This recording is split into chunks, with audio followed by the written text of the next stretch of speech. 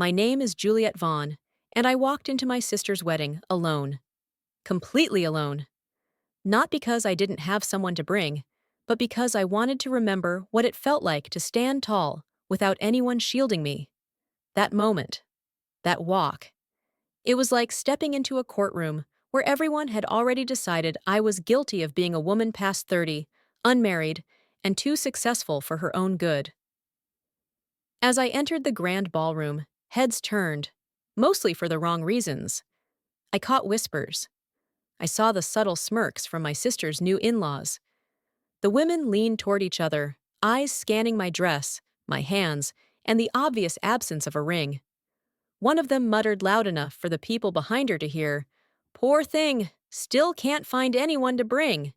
Vanessa, my sister, didn't even glance my way. She was too busy posing, all teeth and diamonds, next to the groom and his very proud family. And well, I wasn't part of the display. I was the afterthought they hoped would blend into the back row. I could have left. I should have. Maybe. But something in me said to stay, to face every mocking stare without flinching. Then something strange happened. An older man seated at the center table stood up slowly. His hair was silver, his presence unmistakably commanding. I recognized him from headlines. Edward Sinclair, the groom's uncle, a man with more corporate power than most governments. He looked straight at me, and then he bowed. A full, deliberate bow, right there, in front of everyone. And in that instant, every sneer, every whisper, every judgment in the room stopped cold. Growing up in the Vaughn household was like living on a stage you never auditioned for. My sister, Vanessa, was the star from the moment she could walk. Blue-eyed, golden-haired, effortlessly charming. She was the kind of child relatives fawned over at barbecues, while I, with my serious eyes and endless questions, was gently told to let Vanessa have her moment. I learned early that being quiet was easier than explaining myself. My world was numbers, ideas, inventions. I took apart the microwave when I was 10 and built a self-timing oven by 14. While Vanessa practiced cheer routines, I studied advanced calculus under my blanket with a flashlight. My parents didn't discourage me exactly. They just didn't understand me. "You'll grow out of that tech stuff," my mom said once, right before grounding me for skipping a school dance to attend a robotics camp. Vanessa was rewarded for being pretty. I was tolerated for being strange. By the time we reached adulthood, the gap between us had grown into a canyon. She married young, first love, big white wedding, house in the suburbs. It didn't last. Neither did the second one. But the third? Logan. He was a different tier. His family owned land, business chains, and connections that turned heads at the country club. Vanessa saw in him not just love, but legacy. And as always, our parents were thrilled. They hosted dinners, gushed to neighbors, printed new family portraits.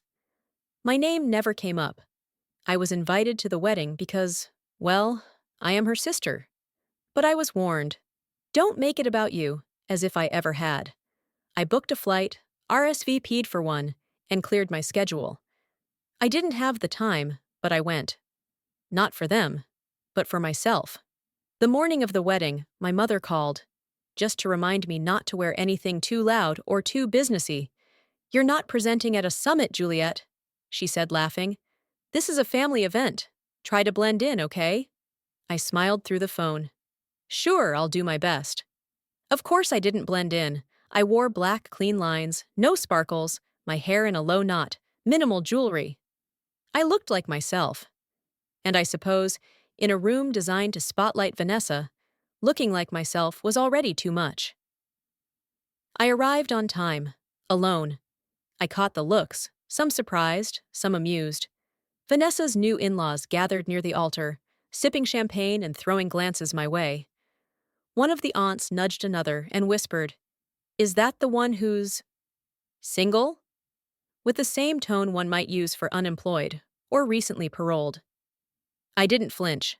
I've built startups under pressure no one here could fathom. But I'd be lying if I said it didn't sting. There's a particular kind of ache that comes from being alien in your own family, Like you're the ghost at the banquet table. Vanessa walked past me during the pre-ceremony photos. She didn't even stop. Hi, Juliet, she said quickly, not waiting for a response. So I found my seat, quietly, alone, just like they expected me to. Except what none of them expected was Edward Sinclair. The ceremony itself was standard, overproduced, expensive, curated for social media. Logan and Vanessa said their vows beneath a floral arch the size of a carport. There were drone cameras, a string quartet, and a flower girl flown in from some family friend's child modeling agency. It was the kind of display that screamed perfection, right down to the guests selected for symmetry in the aisle seats. I stayed quiet, clapped politely, smiled when expected. It wasn't until the reception that the real show began. The venue had been transformed into a glittering evening affair. Chandeliers, signature cocktails, and monogrammed napkins everywhere. The guests were assigned to long banquet tables, arranged like corporate hierarchies. I was placed near the back, flanked by two distant cousins, who both seemed shocked I hadn't brought a +1. I figured you'd have someone by now, one of them said, stirring her martini with a gold cocktail pick. A woman like you all, accomplished. It was meant as a compliment. The pause between her words made it anything but. Vanessa was seated up front with Logan's family. Her in-laws hovered around her, like she was a prize they'd just secured at auction. The mother-in-law, Gloria, had a face that didn't move when she smiled, likely the result of a good surgeon. She hadn't spoken to me directly, but I caught her glancing over several times. Once she leaned into another guest and said, "She's the sister, right? The one who's always working." They laughed. Not loudly. Just enough. I excused myself, headed toward the bar. I was halfway through a ginger ale when I saw Vanessa walking toward me. Her smile was tight. "I just wanted to check in," she said. "Make sure you're okay. I'm fine. You seem, I don't know, distant." I blinked. "Vanessa, we haven't had a real conversation in 5 years." She gave a little laugh, the kind that begged forgiveness without saying the words. "While you're here now, that counts," I almost replied, almost asked if she even knew where I lived now, what I did. But I didn't. What would be the point? She was already gone before I could say anything. I turned back to my table. That's when I heard them again. Logan's uncle and cousin, sitting not far behind me. "Pretty, but cold," one said. "You can tell she's one of those women who marries her career. Probably expects us to applaud her for showing up alone," the other added, chuckling. I stood still. For a moment, I considered walking out. I had my coat. My car wasn't far. I could disappear, leave them with their champagne and their self-satisfaction. I owed no one here anything. But then came the pause. That subtle shift in the air. From the main table, a chair scraped back. Slow, purposeful. I turned. Edward Sinclair was rising to his feet. He wasn't flashy like the rest of the family. No polished cufflinks, no exaggerated tan. Just a tailored navy suit, silver hair swept back, and eyes that belonged to a man who saw everything without needing to comment. The room quieted. He took a step forward, past Logan and Vanessa, past Gloria, who looked suddenly unsure. And then, right there, he bowed. A clean, full bow. Formal, unmistakable. The kind of gesture reserved for people you respect. Or fear. Gasps. A few camera shutters clicked. Someone dropped a fork. I didn't move. I couldn't. Edward straightened and walked to me. "Miss Vaughn," he said, voice low but clear. "It's a privilege to finally meet you. Your keynote at the Zurich Summit changed how we handle tech transitions across 3 subsidiaries. I owe you a thank you." I felt every eye in the room shift, recalculating, reweighing. The woman they had written off was now being honored by the most powerful man at the wedding. I smiled then. Small, reserved, deliberate. "Thank you, Mr. Sinclair," I said. "It's mutual." For the first time all night, the room wasn't laughing. It was listening. Edward Sinclair didn't return to his seat right away. Instead, he gestured to the nearest waiter. requested a glass of club soda, and asked if I would mind walking with him for a moment. I said yes, not because I was flattered, but because I could sense the ripple that moment had caused, and I wanted it to settle exactly the way it should. We stepped out onto the venue's stone terrace, away from the staring eyes and whispered questions. Edward moved slowly, but with the calm assurance of a man used to people waiting for him. "I meant what I said in there," he began. "I recognized you the moment you entered." "That's funny," I replied, "because most of your family didn't seem to." He chuckled. "They wouldn't. They only know what they've been told. Vanessa's family, correct? They've always struck me as focused on surface value." I didn't answer that. I didn't need to. Edward continued. 3 years ago, your firm launched the integration model for decentralized AI data recovery. My company, Winchester Group, was set to invest $180 million in a competitor. But your presentation in Zurich changed everything. I blinked. That wasn't public information. It wasn't. But I make it my business to know who's actually changing the world behind the scenes. I studied him. His eyes weren't just watching, they were weighing. "I assume you didn't mention this to Logan," I said. Edward smiled faintly. "Logan barely knows how to check his own email. He's a decent enough boy, but he inherited everything. He's never built anything. You, Miss Vaughn, built from the ground up." That phrase stuck with me. Because he was right. While Vanessa curated her image, I was building systems, pitching to investors, eating cheap takeout in rented offices. I was up at 3 a.m., writing code with no health insurance and no guarantee the next round of funding would land. I didn't just survive the market. I shaped parts of it. But to my family, that wasn't impressive. It wasn't visible. It wasn't photogenic. Back inside the ballroom, the atmosphere had changed. People who had spent the evening dismissing me now shifted in their seats. A few even stood when I returned, unsure of the proper response. Gloria looked like she'd swallowed a lemon. Logan was pale. Vanessa was furious. She approached as I sat down. "What was that about?" she hissed, the polite smile frozen across her face. I looked up at her, calm, cold. "That," I said, "was someone recognizing what you never did." Her jaw clenched. "You couldn't let me have one day, could you?" I almost laughed. "One day? Vanessa, you've had a lifetime. All I did was show up." She didn't answer. She turned and walked away, heels clicking too fast, bouquet trembling in her hand. The speeches began, shortly after. Toasts, jokes, anecdotes. I stayed silent.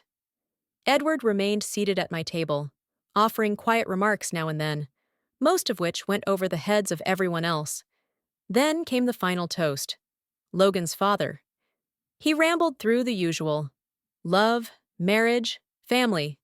But at the end, he made the mistake of glancing toward me. "And of course," he said, raising his glass, "to all the family members who joined us tonight, even those who prefer the boardroom to the ballroom." There were a few chuckles. Edward didn't laugh. He set down his drink and stood once more. "I'd like to add something to that," he said. "It takes very little talent to inherit wealth.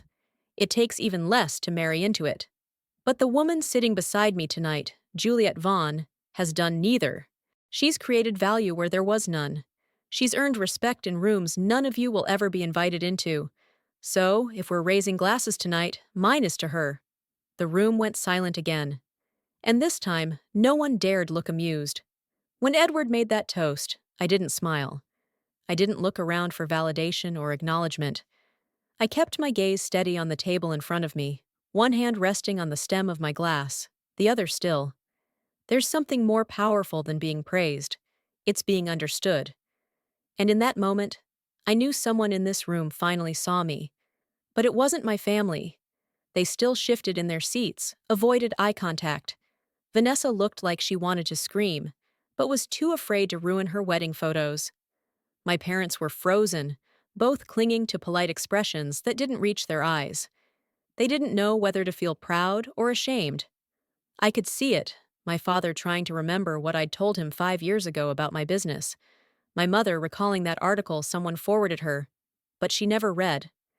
They had spent so long reducing me to a cautionary tale. Don't be like Juliet.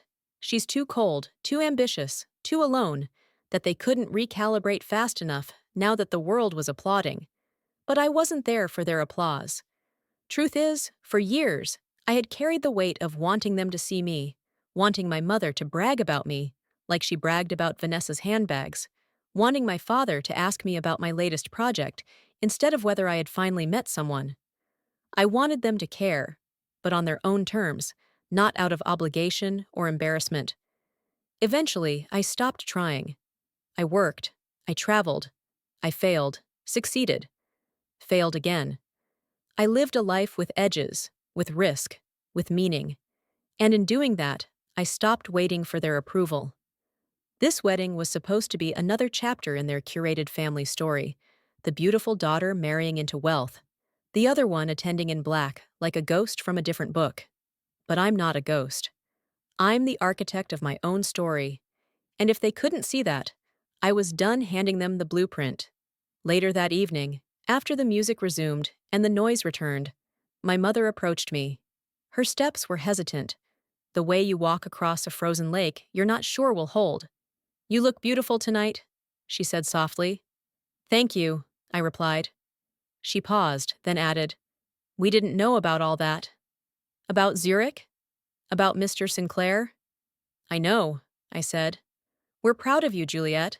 I met her eyes. "Why now?" She blinked. "Excuse me? Why are you proud now, Mom? Because someone powerful said I mattered? Or because you finally believe I do?" She didn't answer, just reached for my hand and squeezed it, as if that would undo decades of silence. I let her hold it for a second. Then I let go. As I turned to leave the reception, Vanessa caught up with me. "I didn't know he knew you," she said. "Uncle Edward?" I had no idea. "You never asked," I replied. "About my life, my work, anything. That's not fair." "No, it's just accurate." She looked away. "You always made me feel like I wasn't enough." I tilted my head. "Funny. You and Mom always made me feel like I was too much." That was the last thing we said to each other that night. I left alone, just as I had arrived. But this time, not a single person laughed. I didn't go back inside. While the party stretched late into the night, people dancing, glasses clinking, laughter echoing in that manufactured fairy tale, I stood outside beneath the darkening sky and watched the lights flicker across the windows. For the first time, I didn't feel like the outsider. I felt like the one who had left the stage before the show turned tacky. A few guests passed by me on their way to the valet. A couple of them nodded, overly polite.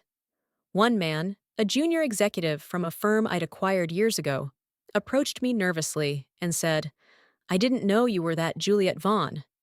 I just looked at him. "You still don't." He walked off with his wife, fumbling an apology. Edward Sinclair came out a little later, his hands in his coat pockets, his tie slightly loosened. He didn't speak for a moment, just stood beside me. The silence was surprisingly comfortable, more honest than anything said in that room. "I wasn't trying to make a scene," he said finally. "I know," I replied. "You were trying to make a correction." He smiled. "Some illusions deserve to be broken." Then he offered something I didn't expect, a partnership. Not just a courtesy or favor, but a concrete opportunity. He told me about a new initiative he was launching. He wanted my insight, my name on the founding charter. And more than anything, he wanted someone who didn't just know how to build, but how to rebuild from nothing, with vision and clarity. I didn't answer right away. Not out of pride, just reflection. Because for the first time in a very long time, I realized I had a choice. One not shaped by resentment, but by self-respect. Eventually, I said, "Let's talk Monday." He nodded once and left. That was it. No fanfare, no fireworks, just mutual respect sealed in quiet. I drove home alone that night with the music off and the window half down. The wind was cold against my face, but I welcomed it. It reminded me that I was real, that I was here not because someone allowed me to be, but because I carved out a space that couldn't be ignored and never needed their approval to exist. I never got the kind of family that clapped for me at graduations or showed up at product launches. But that night, I stopped needing them to. I stopped trying to earn what they were never willing to give. And maybe that's the lesson I didn't know I needed to learn. Sometimes, the most powerful moment isn't when the world finally applauds you. It's when you realize you don't need them to. And that freedom, quiet, unsentimental, absolute, was the most valuable thing I had ever claimed for myself.